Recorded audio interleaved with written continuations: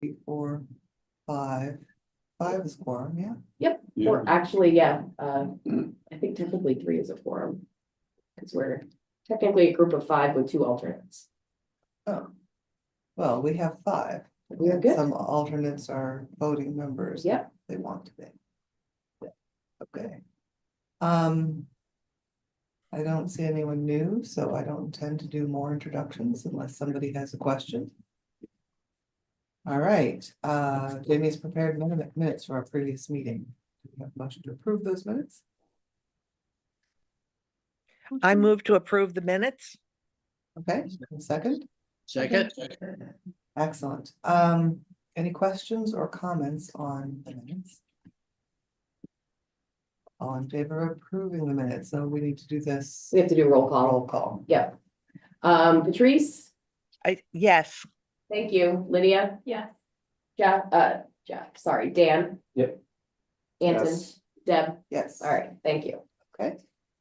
Jamie also provided us with an agenda.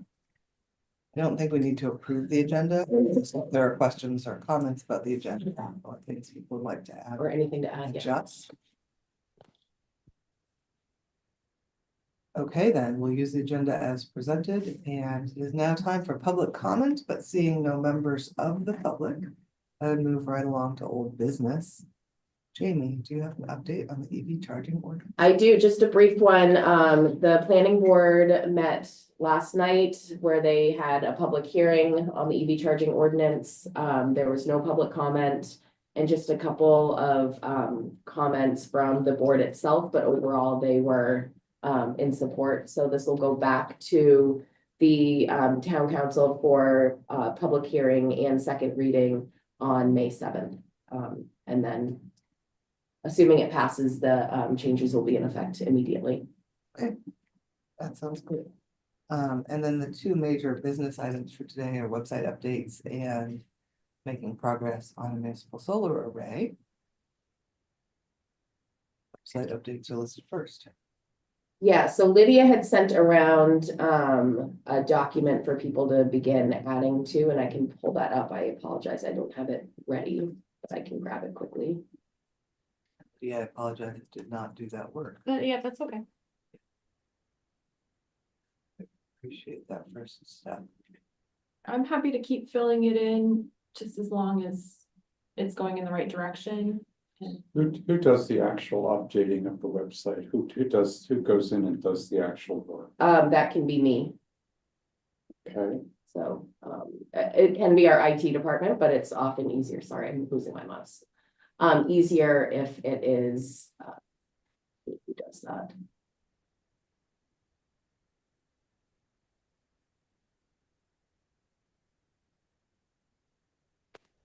So the document that Lydia provided is on the screen. Hopefully everyone in Zoom land can see it.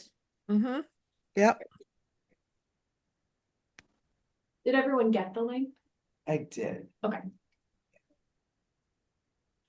I tried to read it and do stuff, but I was down in Mexico until late last night, and it kept coming up in Spanish.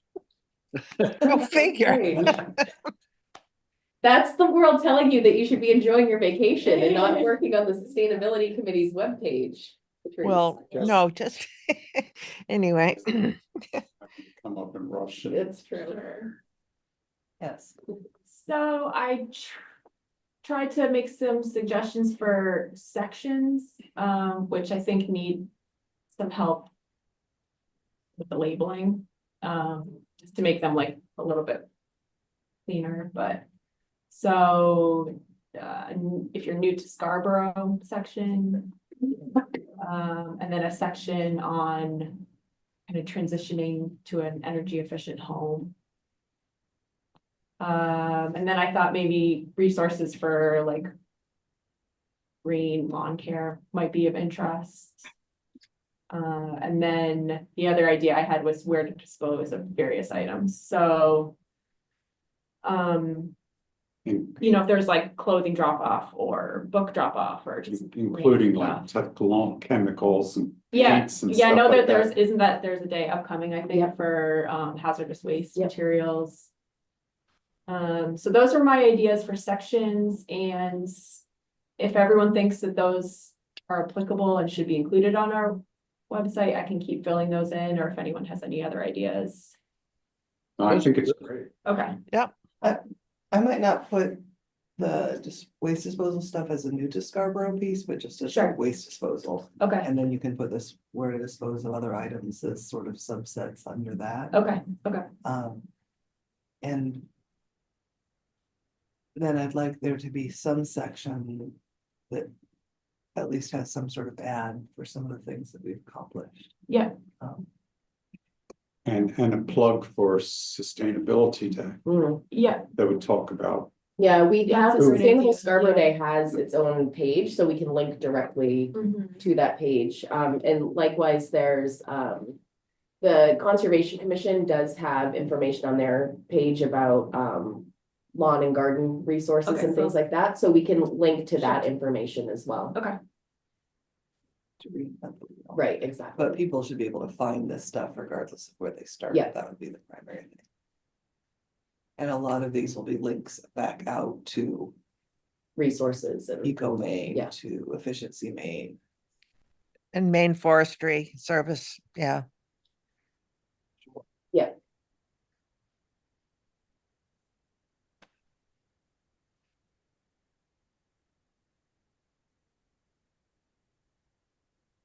um. Can I pull from the finance memo for highlighting our accomplishments? Is that probably the best place? or- yeah, Okay, yeah, the memo that was put together, yeah, Yeah. because, those have kind of the bigger, okay, the bigger things like the LED streetlights, solar, the rooftop solar. We can talk about some of the ordinance updates also, which aren't highlighted in there. But like, Mhm. so the EV charging ordinance and the solar array ordinance, put something in there about Trigen. maybe Yeah, not. we did, turbine. Wind turbine. Ordinance years and years ago. I don't know that that went anywhere, actually. Really? Yeah, Boy, I don't remember that. Setbacks and, yeah, I think it started through the process, but there was such pushback from the community against wind turbines that it didn't go very oh, far. really? Yeah. You were involved with wind turbine? No, it was before I was here. Thought we had finished something. I don't remember that at all. I would go, wait a minute.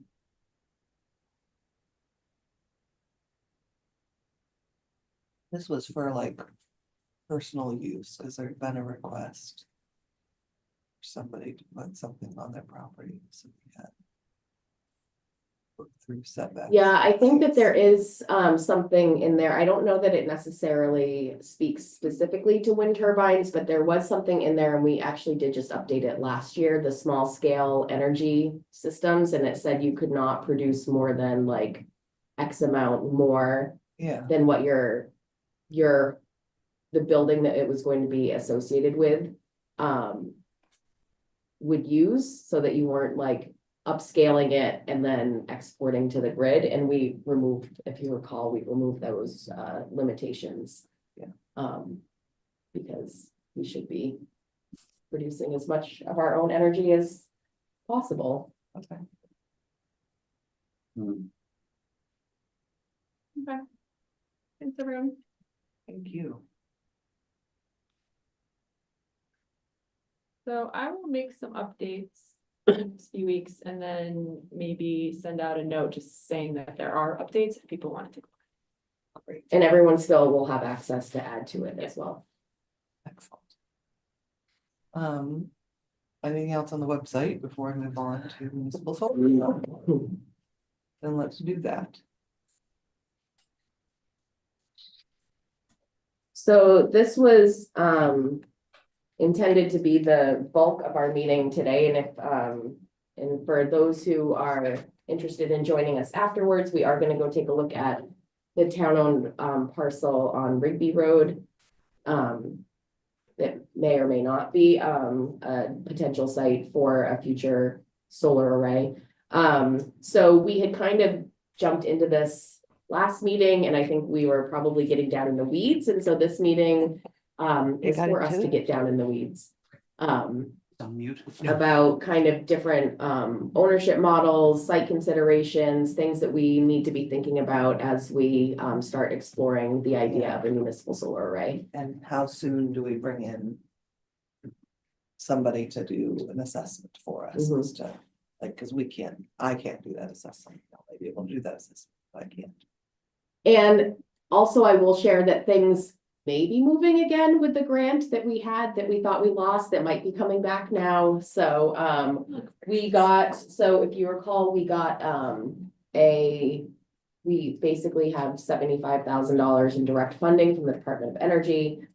And we had learned about that probably 2 years ago, submitted a project, which was the solar array idea.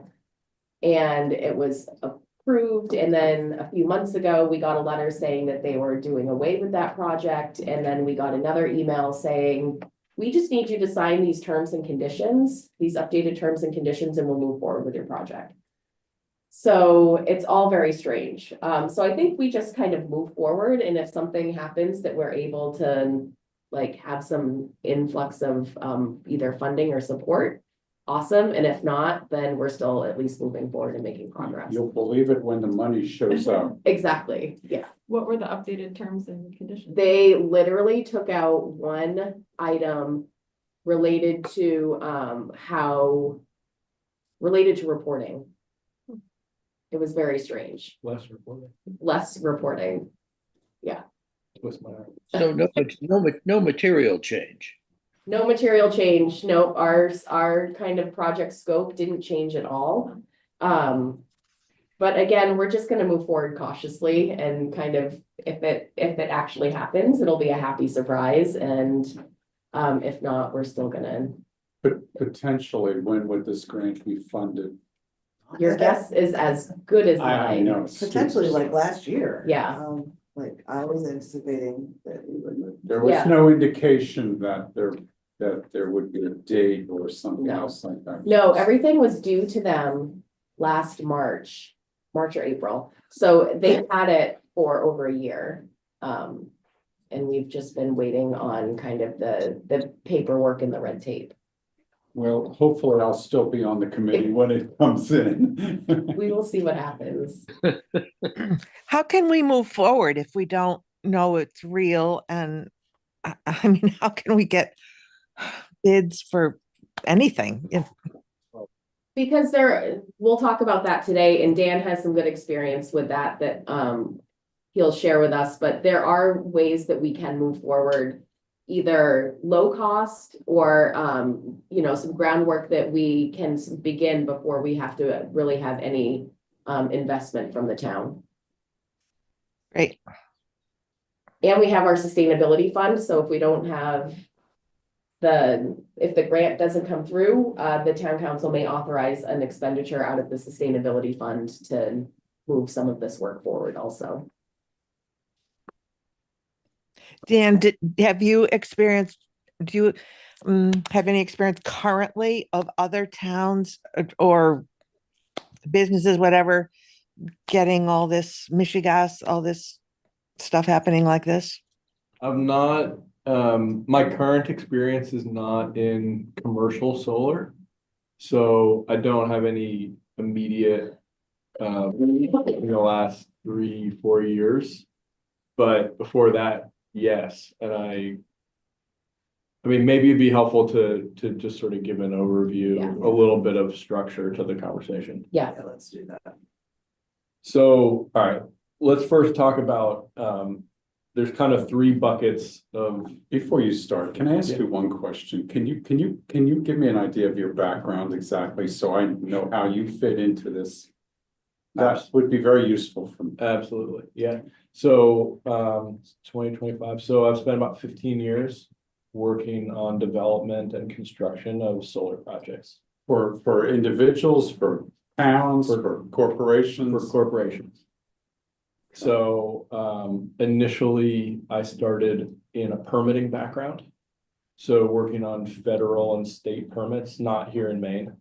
But US Fish and Wildlife, Fish and Game, working with Department of Energy for loan funding. So this is sort of way back over a decade ago. I've primarily been on the construction end. That's my current role. I run the construction organization within my company. We don't build ourselves. We're an owner of projects. So we develop primarily, we oversee construction, and then we also operate. And that's been pretty consistent at the various companies I've been at before. Sometimes in utility scale solar, which is where I am now, which is large solar farms, larger than anything that's in Maine. But also spent about 5 years doing commercial solar, which is really what we're talking about here. Commercial solar is like bigger than your residential rooftop. It could be for a company, so it could be for like, I don't know, it could be for a company that has an office building, could be a school, could be a town, and those were various of our customers. That work primarily I did in Massachusetts, but we did do a few projects here in Maine as well. I did one in Bangor, which was an array on top of a parking garage, a new parking garage that they were building. I wasn't part of it, but the company that I worked with after I left did a garage top project right here in Portland. Like the VA building, I think it was, that they did a commercial. Yeah. Yeah. So that was a couple of years ago, 3 years ago, maybe. So my primary experience is in construction, but I have a fair amount of experience in development of these projects as well. So that's sort of where I wanted to start, is just sort of some structure. So there's residential, which is people's houses. There's commercial, which we just talked about, and that's schools, town buildings, companies, parking garages, could be parking lots. And then there's utility scale solar, which is typically a lot larger than anything that we're going to be talking about, maybe say like more than 20 megawatts. So that's, you're talking like 200 acres minimum, and we're probably not dealing with that here. Wow. For the kinds of things that we're talking about, there are these various project delivery types. So there's ground mounted solar, which, you're driving down the highway, you see this stuff off to the side, off the road. There are tracking systems, which are set on posts and they track basically with the sun. Those aren't typically commercial projects, so we're probably not dealing with that either. We're probably dealing with a fixed tilt system, which is more like what you're going to see when you're driving around. It's what you see kind of in the back over in South Portland and wherever else, the kind of size of project, like 5 megawatts or less. That's probably what we're talking about.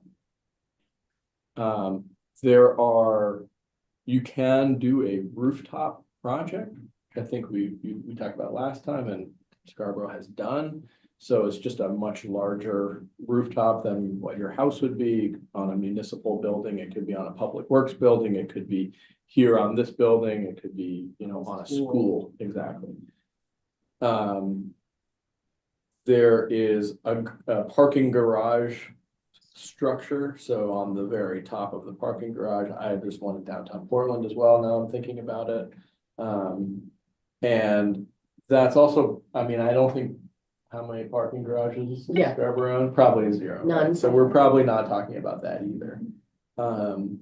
There also are carport systems, which I tend to think is a pretty interesting project and a little bit, it's not the first thing that people think about. So you're not talking about a big field. You're not talking about retrofitting a building, where there's a lot of implications to that structurally.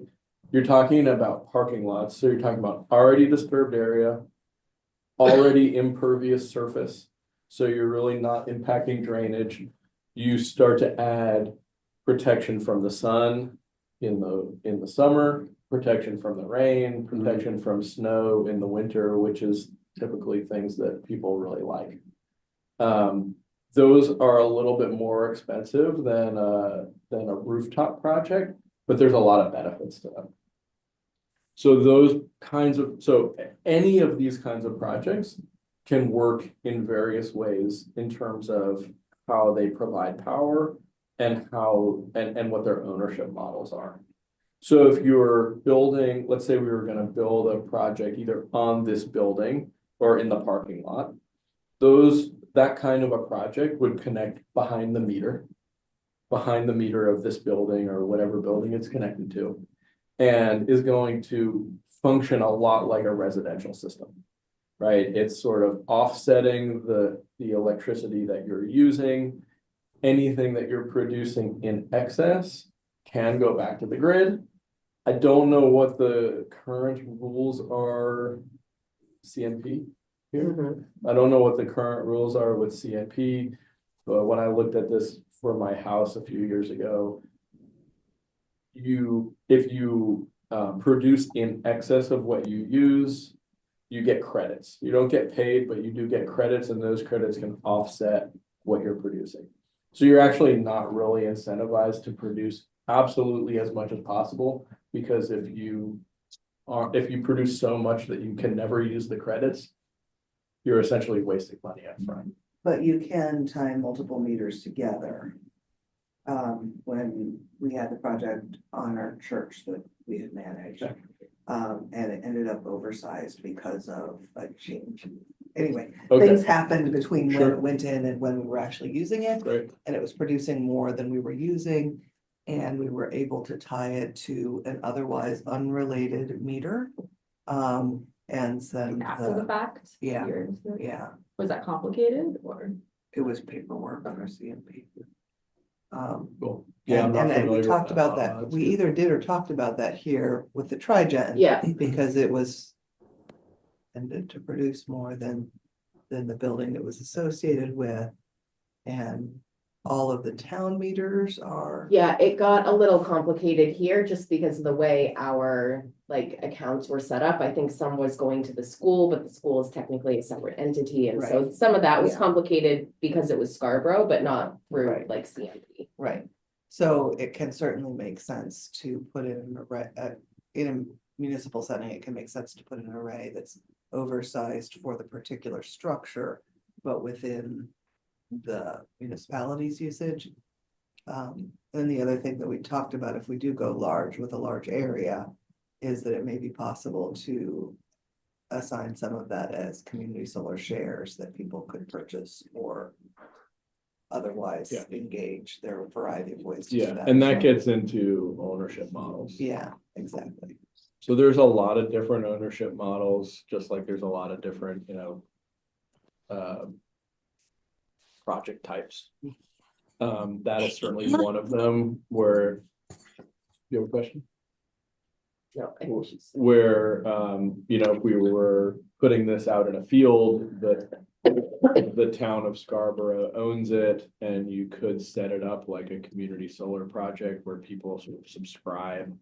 And they, there's kind of a fancy way in the background that they get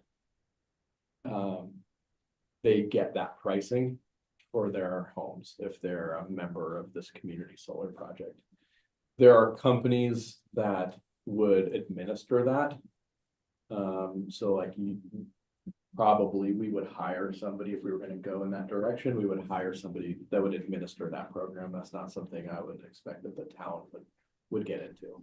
They get the subscribers, they sign people up, they do the whole thing. There is, we could certainly decide we're gonna find a place to build it and act like the owner of it and go through the whole process and really be directly involved in the development and construction of it. Also probably not super attractive for what we're talking about. The model that I've seen that I think would make a lot of sense here and that I've seen other municipalities do in other places is you'd put out a request for proposal, You would identify, we could identify as many or as few sites as we wanted to. You know, I think it would be really interesting, in addition to this Rigby Road site, you could identify this parking lot, you know, we could identify 3 or 4 spots that we think are kind of interesting. And you could put those out and say, like, the town of Scarborough is interested in developing solar projects in these potential areas.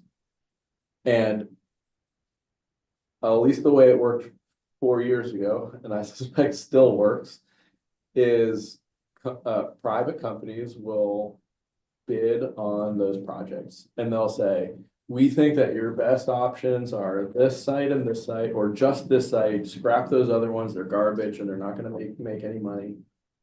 This is the site. They will fund their own due diligence of those sites. Right, we would enter into some kind of an agreement with them. You know, they would do some initial work and then we would enter into some kind of exclusivity with them most likely. And they would do some due diligence. So if you were going to do a parking lot project, you'd want to do some bores where you drill in and see what the soil type is like and see if you've got rocks and those kinds of things, because all that impacts your construction cost. If you're in a field, you want to do pretty similar things. You're going to have to put posts in the ground. You need to know what kind of soil you're dealing with. Is it super loose? Is it rocky? Is it corrosive? There's a lot of different things that they would look at. They will typically fund those, and probably depending on how they proposed the project, they would make some adjustments. We also could do some of that initial due diligence work if we wanted to and provide it. Currently, the job that I'm in right now, we're an owner. We do something very similar. We go out and do our own due diligence on the site and we provide it to contractors and say, look, we did all of these tests. This is what you would have done anyway. Here are the results. We saved you all a bunch of time. Right? And we know what we're expecting going. That may or may not be the way that we would want to approach it here. It's obviously a different situation, but that's certainly something that we could do.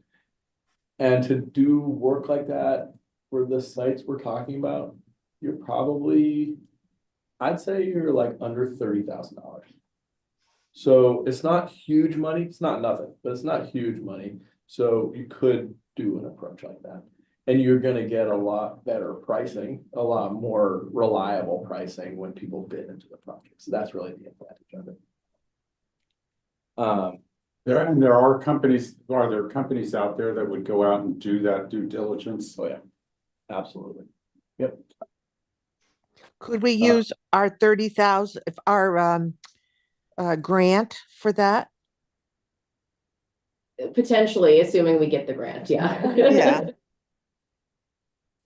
Yeah, Again, we could go through this process and spend a lot less than that. I suspect you don't have to spend that money. But it is just it's a choice, right? It's a choice in Yeah. how we want to approach it. and it's basically educating ourselves and informing ourselves so that we have more information. More information to share with potential contractors that we might be working with. So like you said, with the pricing, like they'll know what those soils are rather than just assuming and then having to like build in contingency and things like that into their proposal. So like really good ones, if we were gonna do a rooftop kind of project, they're gonna wanna do a structural evaluation of the building, right? You need to know that the roof can actually hold the additional weight on top of the snow load and everything else, that there's enough kind of margin within the current structure that they could do that. So a lot of projects die because we say, great, we're gonna come do your rooftop project. Let us do a structural evaluation. And we say like, oh, you need to upgrade your roof. And they say, forget it. We're not doing it. So a lot of projects go 6 or 8 months before you get to that place. You could do that evaluation for $5,000, right? And we could just know that, hey, we're just not putting a thing up here unless we're already planning on upgrading the building, which we're probably not. How favorable are parking lots, large open parking lots like at the high school? How favorable in what terms? favorable in terms of the judgments that are made as to where to locate it, since it's open space and it's free. I'll try to answer it from a member of the sustainability committee. I think it's the most favorable thing you can do. It's impervious, already disturbed surface. That is usually just a huge open, wasteland. Cape And Island, honestly. yeah, and there's a ton of benefit to using that kind of disturbed space. To make carports? Yeah. Okay. And when you say carport, I have this vision of that they're just, it's like a covering over the, It's covered parking, and the top of it is a solar panel. right, Yeah. okay, but it would not be, it wouldn't cover the whole No. part, it would just cover Yeah, the perimeter of the so parking it lot? wouldn't be one complete covering, it's not like a dome. Imagine that in your head-to-head parking lines, that you have some piers down the center of that head-to-head parking line. And what you'd probably do here in Maine, because of snow, is you would have the top inverted, so that all the snow and rain diverts to the center. So in some places, you might see these like in the west or the southwest where it's a single, right? But then you can imagine here, like somebody's walking and a No, whole, it's sliding off the roof. right, really don't want that. So in the Northeast, they're not everybody does this, but there is a version of this where you can invert it. That way, you get sort of really good sun exposure at one part of the day on one part of the system, and really good sun exposure on the other part of the day for the other part of the system. So- and you have this benefit. So theoretically, this is something that could even be considered for the parking lot right out in front of the town building where it has the strips down the middle and then the strips along the side. Yep, and the only open part would be the section would be over the roadway. It's just the drive line, yeah, exactly. And that's all behind the meter? It can be, yeah. Depends on how big they are, or? Matches between the. Probably, but yeah, it's And the user? most likely, but. Yeah. Why would a project like that be that expensive? The constructing those structures is more expensive than than driving posts into grass. So you have to drill, depending on the soil, you might have foundations that are somewhere between like 12 and 20 feet. Okay, So, it's a lot of work, and then it's a lot of concrete, and then it's a lot of steel. Steel is not really in vogue right now. no, I know, and it's getting more. But it's expensive. not- It's but- getting more expensive. But that's you're gonna deal with that regardless of what kind Right. of project, except really a rooftop project that has the kind of minimal amount of racking. But you're not, yeah. And that's one of the things that might be, this is, like, if you were to put out an RFP today, it would be challenging. There's so much uncertainty in this particular industry right now, in many industries, but certainly I can speak For to. materials. For materials. Sure, of course. You don't know what's gonna happen, what the pricing is gonna be. Everyone's gonna say, well, I can do it for this, but you gotta take all the tariff risk and, we just don't. Uh-huh. I know. So there's a picture Yeah. of what Dan was talking about. That is really a clever idea. Well, and there's a lot of other benefits to this too. Because salt is such an issue in our streams, like this, having covered parking in the winter time means less, Snow plowing and less, and if you think about it in the summertime, everybody is looking for the shady Oh, my spot to word, park, to yeah. park under. people would die for something like this. Yeah, I've been saying that solar covered parking for a long time and everyone's like, it's too expensive, it's too expensive. So I'm so happy to hear you saying that. Wait, you have to like rip up the parking lot? You don't have to rip it up. I mean, you have to drill some holes holes and through then it. you have to trench it to get your cables back. So, you know, it's not without some disturbance. You can patch it, or if it's you know, depending on kind of when's the planned time to repave these lots, the best way to do it is you do it right before you're gonna repave anyway. And then at the end, you can just repave everything. I will say, not all plow folks really like Like it, these, yeah. even though it seems like a really good idea, because it does create impediments that didn't used to be there. So you used to have this nice big open parking lot and you could sort of put snow anywhere, and now you can't really do that. Yeah, but the parking lot right in front of the town building is not that kind of parking lot. I mean, there are lots of impediments out there It's already. something to consider. No, I know, I get Make it. sure that we talk to those people who do that before we get into it, just to sort of see what kind of interaction. No, I get it. We should ask Rick what the deal is at Wentworth, because I think that may have been constructed in order to support rooftop solar. I'm talking about the building there. Rooftop solar at Wentworth. Yeah, Yeah, I'm not sure, but I mean, it was part of the conversation, whether that got cut. That'd be amazing. well, I know like they were talking about it on the public safety building also. I mean, we've got that very large south facing roof. That I think.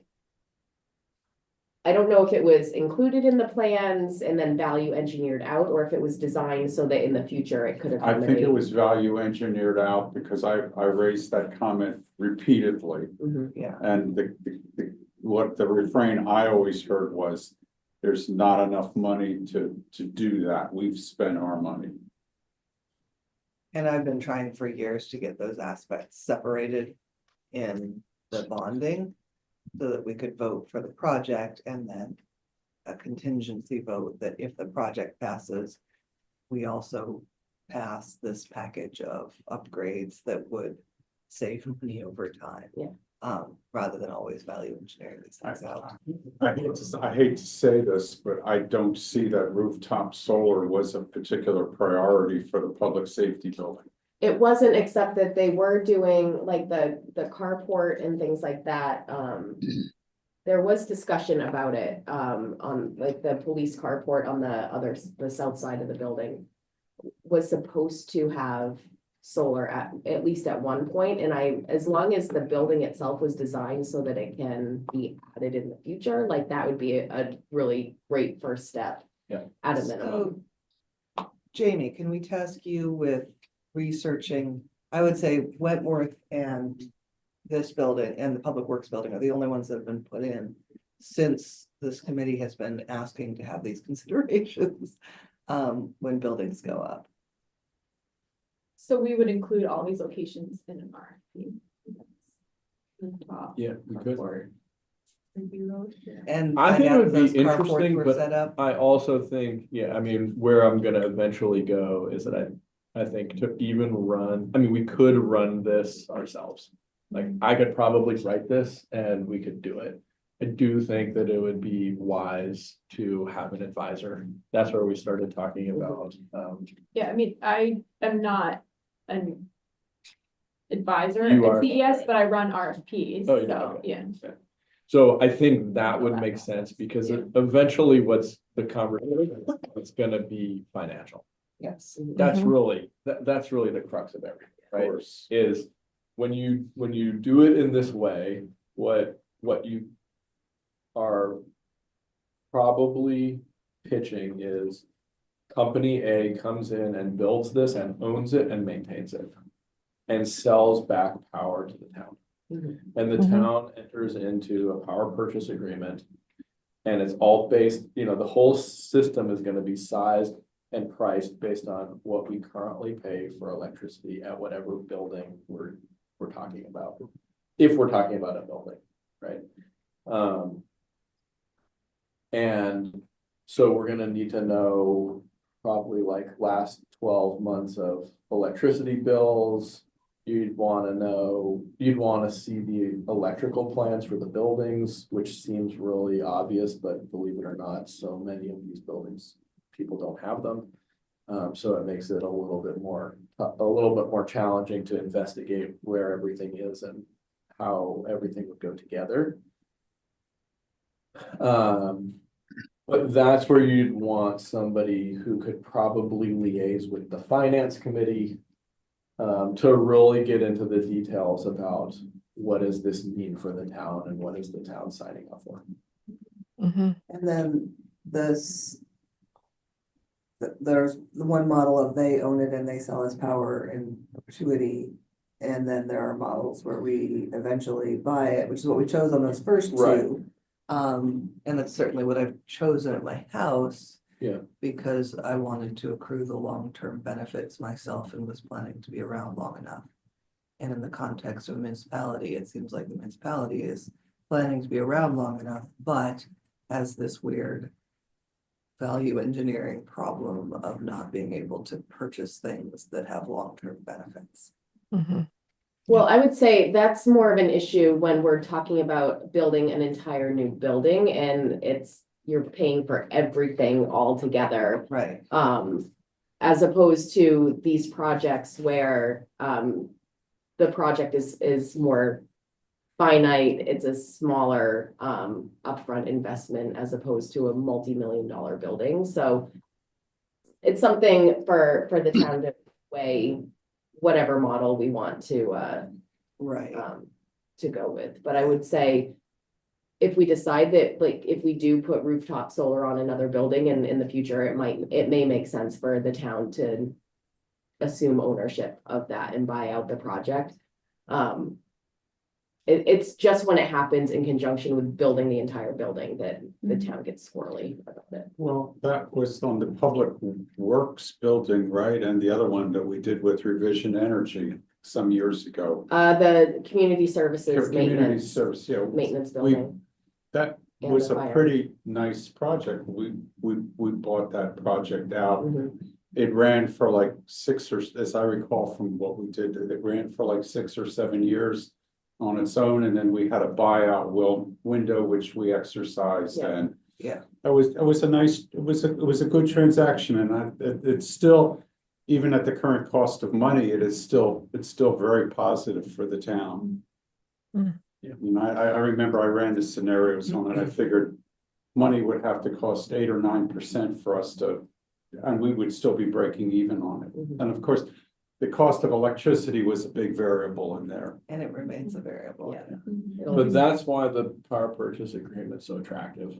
Yeah, Is you have now a projection for however long you wanna sign a contract for, it's usually 20, 30 years. Of Yeah. where your electricity price is going. I think this one was at least 20 years, as I recall. I think there was 20 years. And I think our buyout occurred around year 7 of it, something like that, relatively early Yeah. on. It's a 6-year buyout because ours was at 7. We were eligible at 6 and it was at 7 that we were able to rally the funds to be able to do that. Yeah, and that's a typical structure. You have a buyout starting at a certain year. And so that was all based on tax law. And I have been following tax law, so municipalities and nonprofits couldn't access the tax credits. Mhm. And so you needed some entity to purchase, install, and own for a period of at least 6 years that would activate tax credits. That entity needed to have sufficient tax appetite for that to happen. I don't know Yeah. what the market for tax appetite is these days. Some entities were charging a lot for that. Yeah. And so for the church project, our family financed it with a loan on the house. Rather than letting the banks finance it and take all of the money. And so that just gets at what the financing options Yeah. might And be. currently municipalities are eligible, this can change at any time, for credits now. So not tax credits, but municipalities can benefit from the, essentially the tax savings or the incentives, for Okay, so that renewable did get projects. untangled, I just haven't been following this. Right now it is.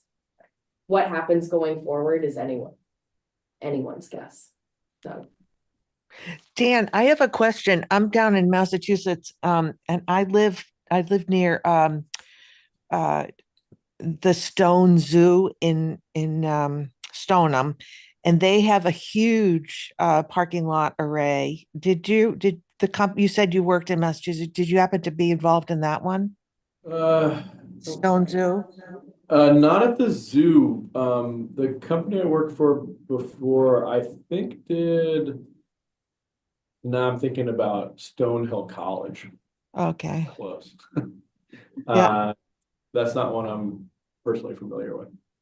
Well, it's very large. It's attractive, and people love it, both for parking in the summer. It's Jamie, and you mentioned it's keeps cars, cool. People are all there with their babies and everything. And in the winter, it really helps with the snow. It really does. It's great. People love it, and it's not unattractive. So this, that's the camera. oh, okay, Yeah. all right. I'm just like, I want to act like You I'm know, looking at you. I don't know where to look. I let don't know me- where to look. I wanted to add to those comments that having a large project on the municipal campus has very high visibility. And one of the things that we would love to see be the result of our efforts is that people in the community get excited about solar power Yeah. and undertake projects. And I think the municipal campus is just an ideal location where we have the cooperation of the town and the schools for these projects. And as Dan said, they're ready-made to be successful. Now, the school district has gone part way down a path of conversations, I know with revision, because I was talking to somebody over there. So And I know that stalled out. they have, they're basically doing, like, they've bought into a community solar project. So I know that the schools, or last I had heard that the schools, electricity was coming from a local solar project. Okay, yeah, and certainly that can sometimes end up being the financially prudent route is buying into some project somewhere else. It doesn't get us the visibility. It doesn't get us but I don't know to what degree. Like, I would be fascinated to know, and I don't know how to find out. I mean, that was part of the logic of the library project as well. I don't know if anybody got solar on their house because they're like, oh, we can do solar here. I mean, my own personal experience is that I can think of one person that I know in 20 years that has said that conversations with us about our house led to them doing something. People just don't, I don't know. I don't know why. So I don't know what value that is. I still think it makes sense for us to do visible things when that's financially prudent. But there might be a limit to how much extra money I'm willing to have the town pay for that visibility, because I haven't seen the benefits. I mean, this is why an advisor is really good for this, but from my experience, the town has to pay very little depending on the ownership structure that we pursue. And that's why I think it's so attractive. Yeah. Because it's hard to muster funds for anything, let alone for like a several $1 million construction project that, has like, some people are interested in, some people aren't. It's taxpayer, there's gonna be resistance to that for sure. Yeah. I say a small prayer every night that the new school will be able to incorporate it. This is such a perfect opportunity to be able to design it in, and you can design it, even with the structure we're talking about. If you start from the beginning, it's so much smoother. Well, And that's, the increase in construction costs, which you will have for that, would be, you could pitch that as being offset plus some by the lower electricity cost. and so that's what this committee has been working on with each of these construction projects, is to push that as far as we could in terms of readiness. And what I don't remember Yeah. is how close we got on either of those. So Jamie will look into that Mhm. for each of these most recent construction projects. It's probably worth touching base with the school district and getting a sense of why they made the decision they made. And just to see what they learned, because they must have learned something Mhm. about those particular properties. Yeah, I mean, I would say, I know with the case of the public safety building, and I suspect the same with the school, it's just when the rubber hits the road and Yeah. you're in the midst of building the actual building and costs are increasing. Yeah. You find the areas to cut, and oftentimes it is Right. unfortunately the stuff that's going to save money in the long run. But you could bring in a company that would own the projects. Yeah, Beginning, yeah, anything I think that would keep Yeah. the upfront costs for the town to an absolute minimum is a huge plus. And that's where I'm just hopeful that I just don't remember what Rick's final reports were. As to like, because my message has been for such a long time is readiness. Like if we're not really, or if we're not ready to spring for the solar panels, let's at least make sure that the wires go through the walls to the right spots. Right. Let's at least make sure that the roof is sturdy enough to support. Let's at least make sure some of these other pieces are in place. But I don't know that we were successful. But even for some of these projects, even down the road, if the town can't afford to do the buyout, there's really nothing lost. Right. There's really nothing lost. Maybe you're not gonna make as much as you would have, but there's Yeah. nothing lost. I'd say there's still a lot of, no one really knows what's gonna happen at the end of these 20 and 30-year terms. No. I mean, even the projects I've built, we're not there yet.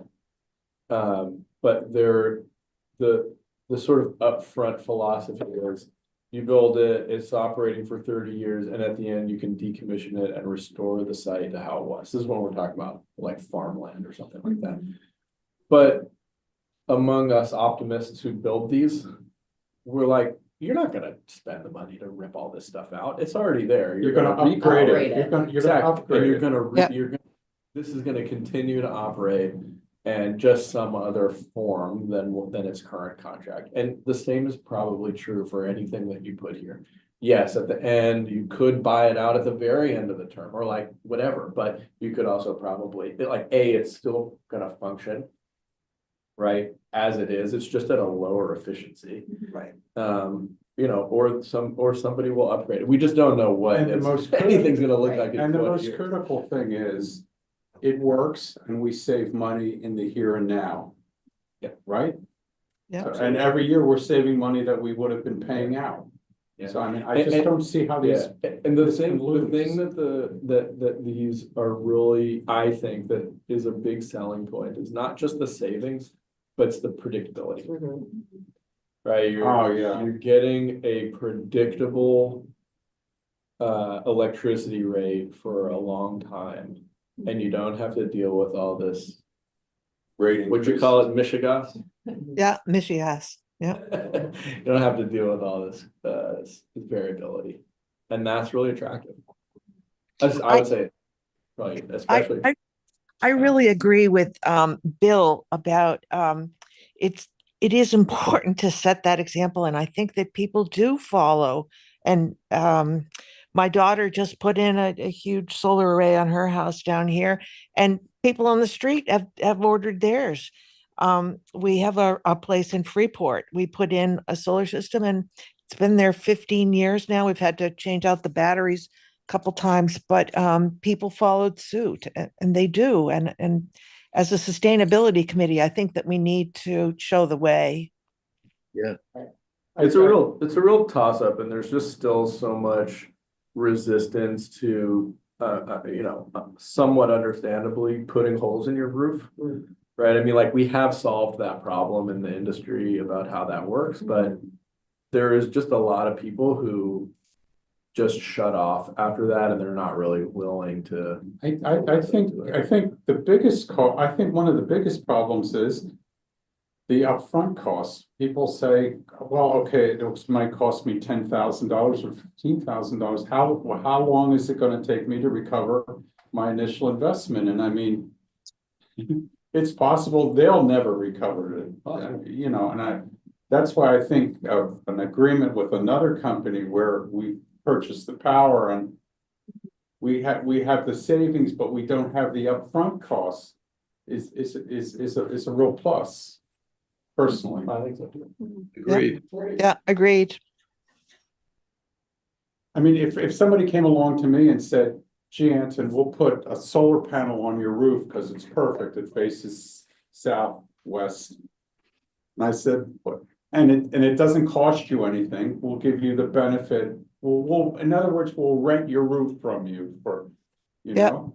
I would be totally And down that's with already it. possible, and people are still not doing it, Mm. and I don't understand Well, why. And I have would- been doing my damnedest for 20 years to move the community and my neighbors in this direction with very little success. And it's the reason that we have this committee is because I was done doing the things I could do over there and needed to do some things on the town front. And it's been remarkably slow because as much as these things feel like no-brainers to me, it's been, and as much as those first two projects that were supposed to be pilots, that if it went according to plan, we were supposed to do more. Getting the initiative to have that happen has been hard, so I'm glad we're at this spot. And I hope that we can keep making that happen. My financial preference is long-term thinking, where we move towards ownership, where we stop paying at some point. Rather than accruing those financial benefits to others, but I recognize that long-term thinking is not where municipalities are at. We're barely making it year to year. Well, as long as we have the option to do that, then Mhm. we're in good shape. Just in the spirit of opposition, I mean, like, is there gonna be, like, what's the approval process? Like, where would this get public comment, or where would we have to like? It would be a town council. Okay. Decision either, After we made a decision about which we, project to go. yeah, we would make a recommendation to the town council and they would be the ones to make the ultimate Yeah. decision for something like that.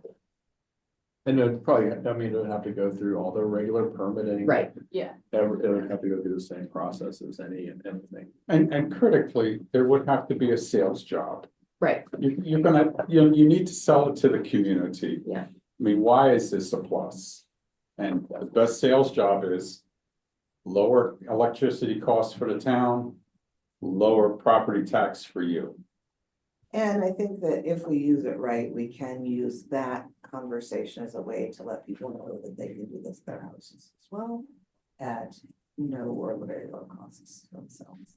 And in the political climate that we're in right now, which day to day is so unpredictable, having predictable electrical costs in the future is just enormous. And people are really starting to see, even no matter which way they voted, I think they're starting to see why predictability is a good thing. True. I don't know what the current residential industry setup is like. I know at one time.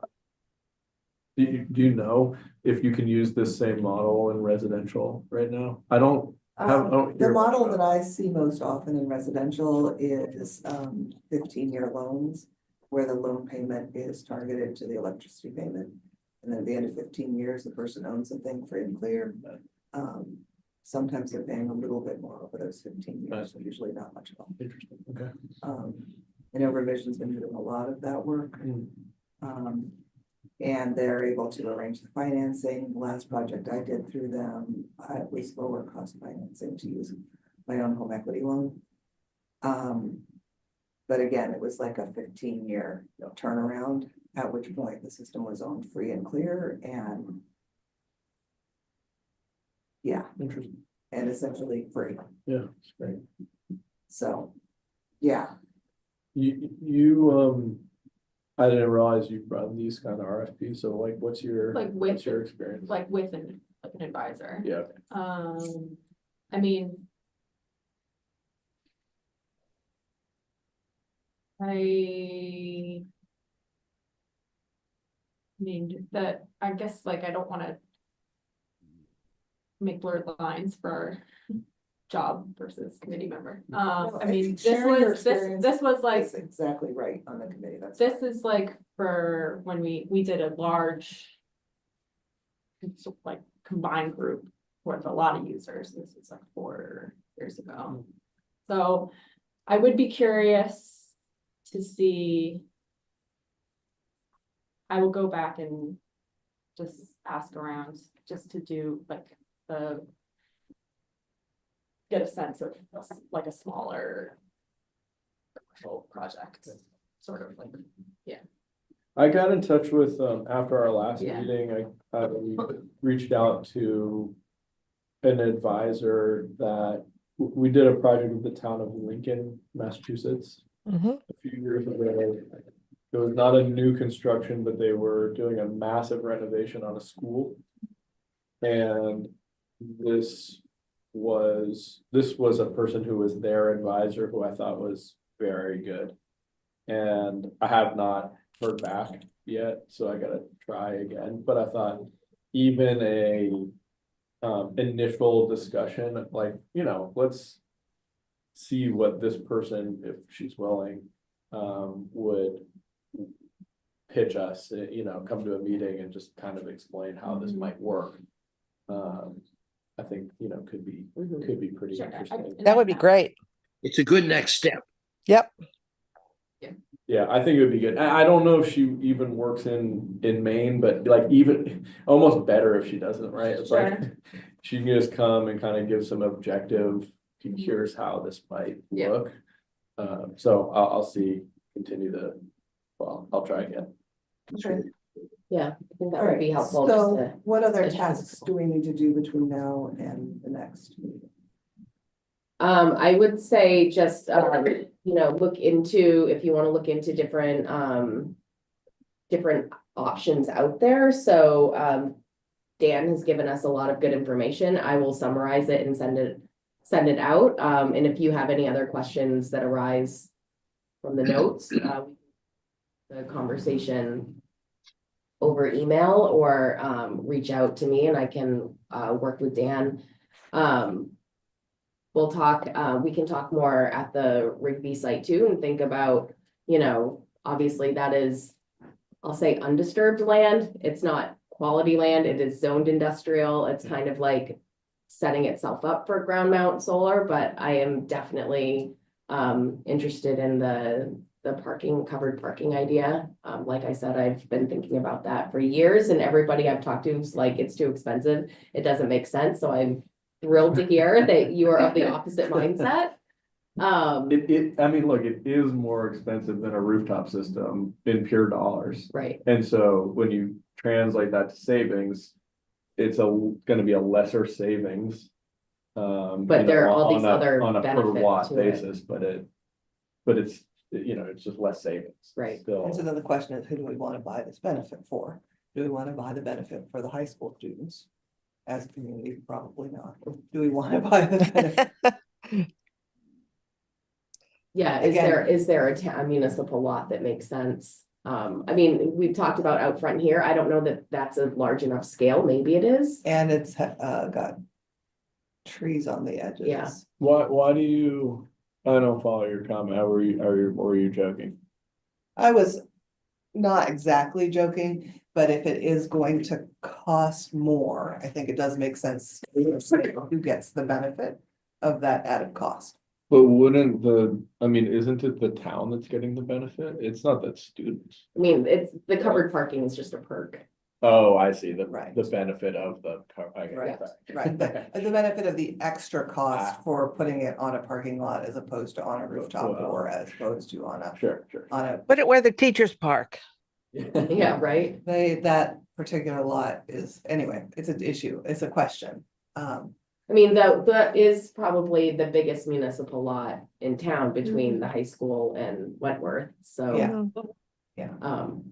I'm just, I've just come from California and the high school did in fact have a large covered parking lot with solar array. The toughest thing about these parking lot systems is you have to find a different place to park while you're building it. This is. So in the summer, It's the When most, school stuff- it's the most disruptive Yeah. and the biggest challenge to this is like, it has to be on schedule. It has to start at the right time, it has to end at the right time, and you have to pretty much know that you can't use the lot, and so there has to be some contingency planning. And when the bigger the lot you're dealing with, the more challenging that gets.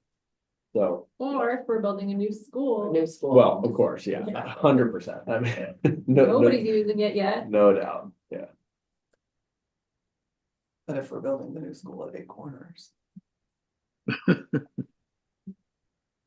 And same, but even with the school, I mean, if you're talking about a parking lot there you're not, I guess, like, you don't have people, it's not the students you're benefiting, it's the teachers, administration, you know, parents or whoever's coming to the school. Anyway, okay, so I think we're about out of time for this conversation for today, but I think we have that next set of information. I Yeah, think we the can next go- Step is move on trying to to- find an advisor or two to have a initial conversation with us Yeah, as to what okay. their entity might offer. What services the town would Yeah, get from them. and then, follow up on those buildings, which Jamie will do, just to see what the status of any of those buildings happens to be. Um, Can I ask one last quick question? What would be the cost differential, do you think? A rooftop system and a parking lot system? I appreciate that it's more expensive, but is it a lot more expensive, or 10% or 50? I don't, mean, I don't recall. off the top is it of my a- is head. it a- I don't know is if it you- If you have numbers like that. I don't And know. the last conversation I had with Revision was that it's cheaper to put it on the ground than on a building, unless the building was already reset for that. And it's cheaper to put it on a building than to build it, essentially to build a building for it, to build a carport for it. But I don't know what those gradations are either. Yeah, I mean, if you just have a nice open field, that's ideal for construction costs. Right. But it's, you know, you just go down the road of, well, like, it's great if it's land that can't be used for anything else. This is one of the reasons why people are interested in landfill projects. Landfill projects have their own complications because you have a cap that you can't penetrate, and so it's, you know, it's actually ends up being more expensive, but it's using land that you're not otherwise gonna use. If it's land, you know, if it's land that could be used for something, you of course get all that. That's where a lot of community pushback happens, no matter what kind of project you're using. You're building, because why are we wasting this land, you know, blah, blah, you could use it for these other things. So if you have land that's really like undesirable, no one's using it, it doesn't have a lot of good potential use.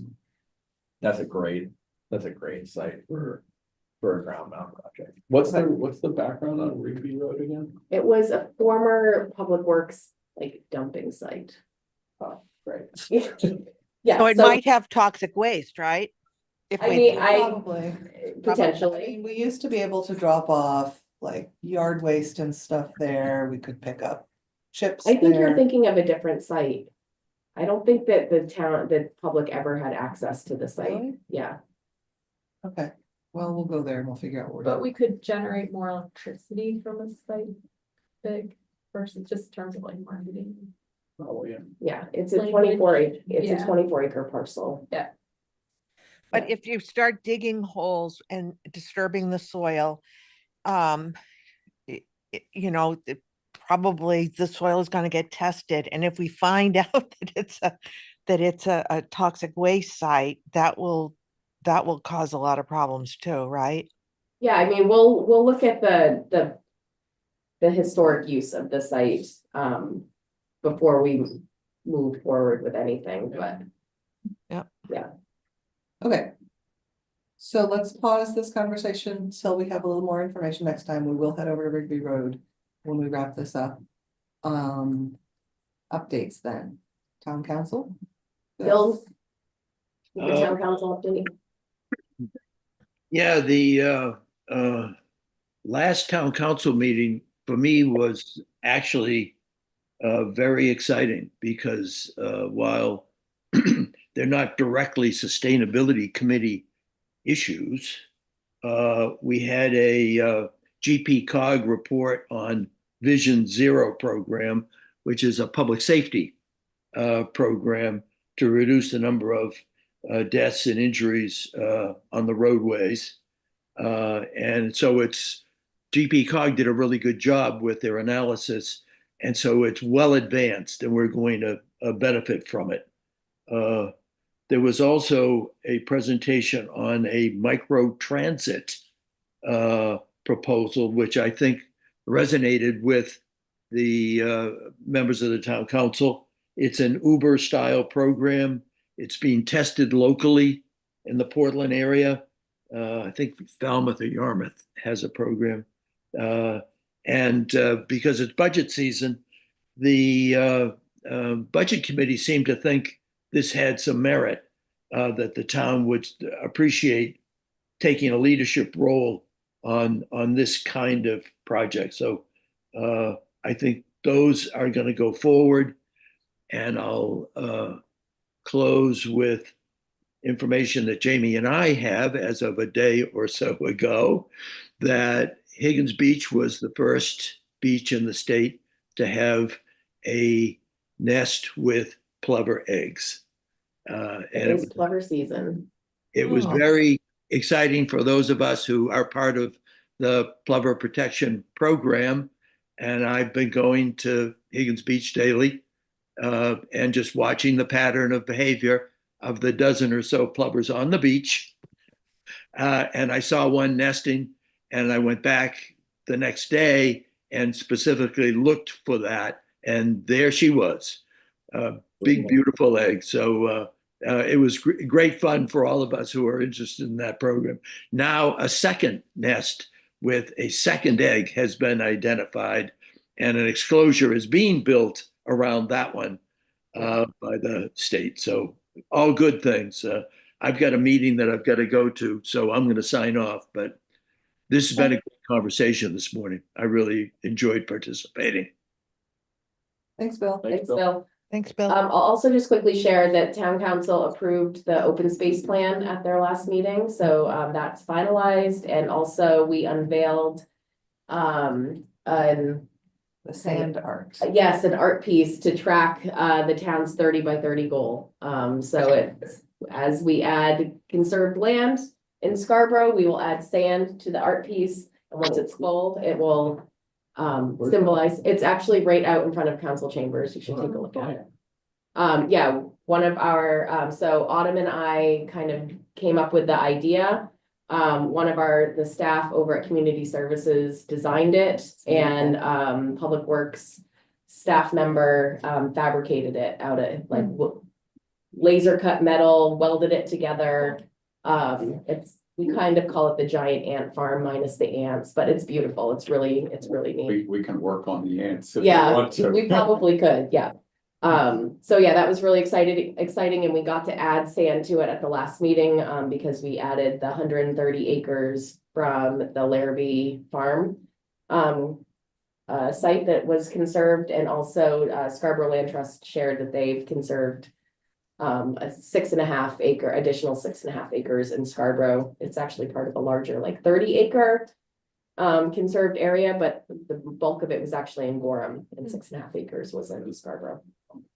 So slowly adding towards our 30 by 30 goal.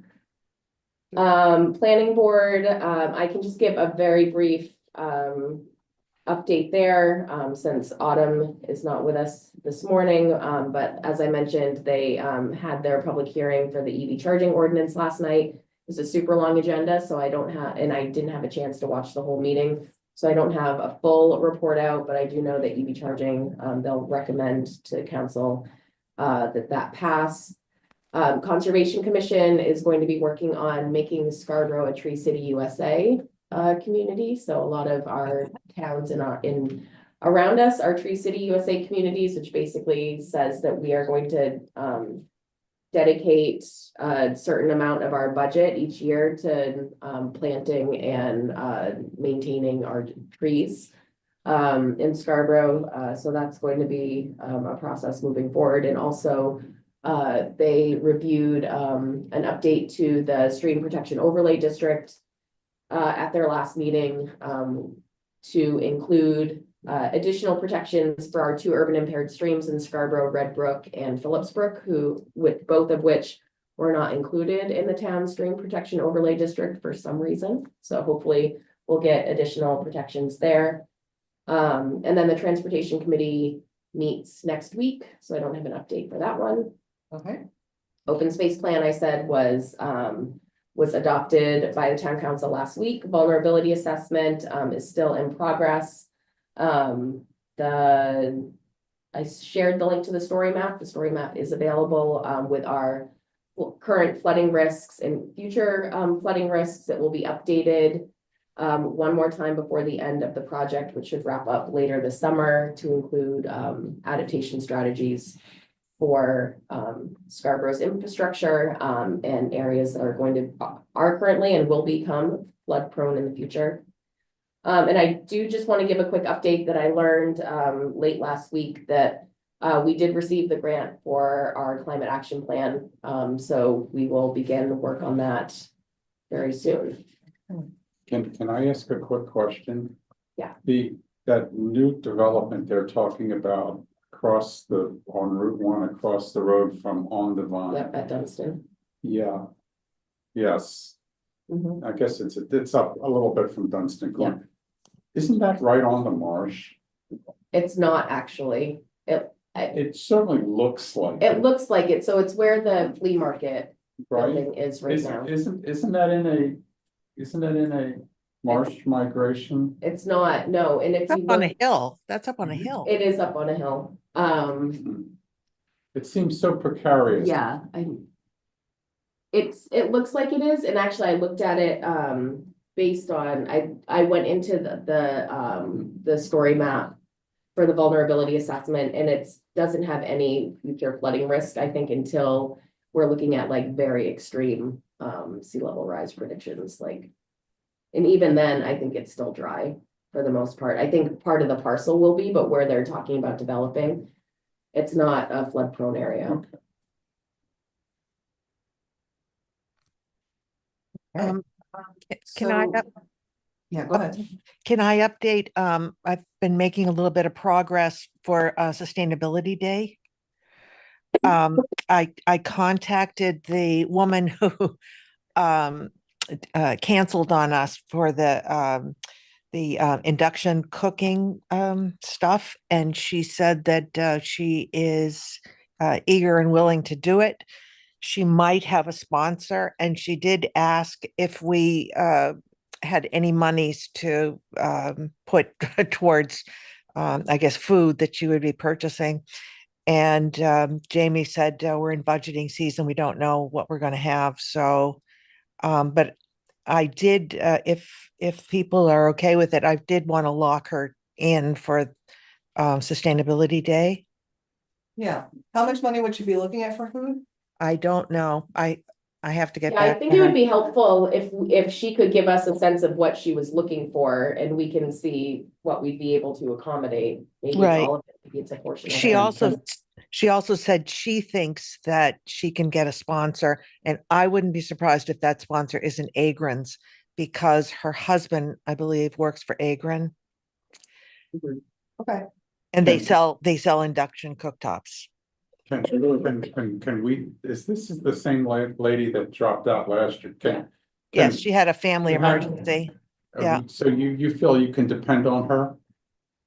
Well, the other thing, you said that you have an induction cooktop, so I would like, right? You're our backup, Anton. You are, I do. Practice flipping eggs. It's a one burner. I can fry some bacon on it. well, but I'm not sure that's I what you want. I do have some cooks lined up too that could, if we can line up some induction things, if she thinks out on us again, then we can do that. We can have our own cooks, so. I need at least a 2-hour notice before I could provide it. And then Ace wants to participate again. And then I also have been working with the Audubon. Last year they came and they had a table and they just gave out information. But like so many organizations, they are their funding sources are, yeah, having some issues I this know. this political season.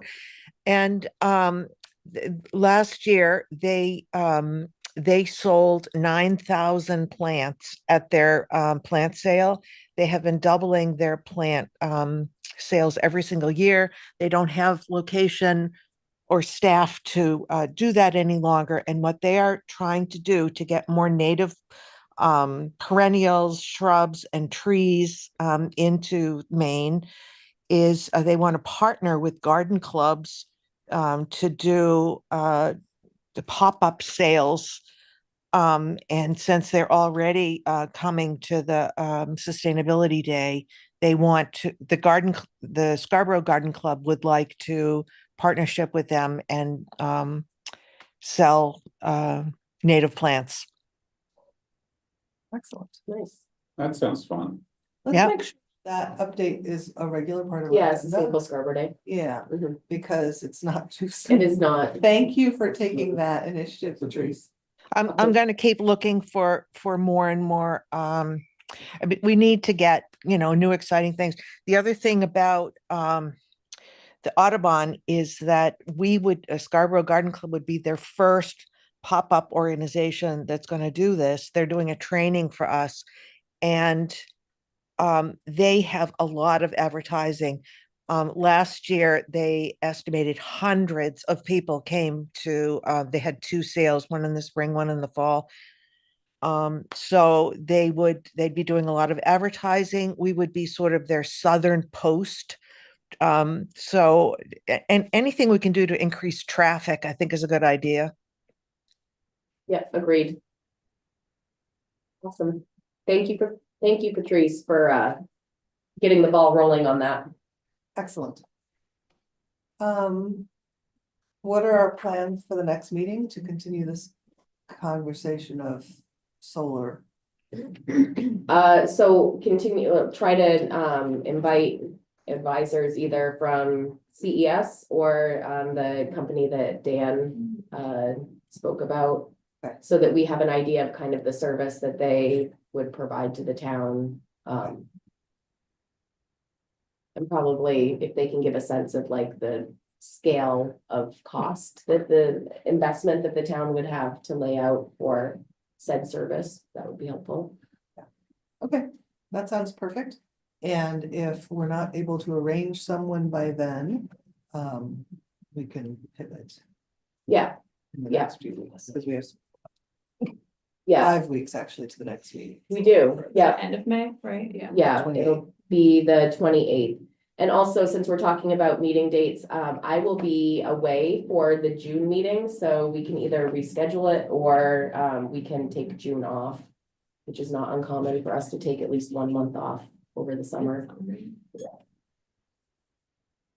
Go visit one of our beautiful national parks. I'm leaving the country, Anton. Where are you going? Forever, maybe forever. I did just update my passport. There you go. So my in-laws, there's an island in the Caribbean that they always go on vacation to, and so every once in a while they decide to bring us, and so that's where we go on vacation when they Oh, decide to bring us also, so. Okay. I will be in the Caribbean in June, which is actually, sounds crazy, but it's not so bad, because no one is there. Sounds like. Mhm. We're still recording, so I can't really say what I want to. You can't, but I can stop recording, because it's about that time, Yeah, so. so, Why don't you stop yeah, recording? let's All right, let's thanks, actually Patrice. let's act- Okay, bye-bye. Bye, guys. end the meeting.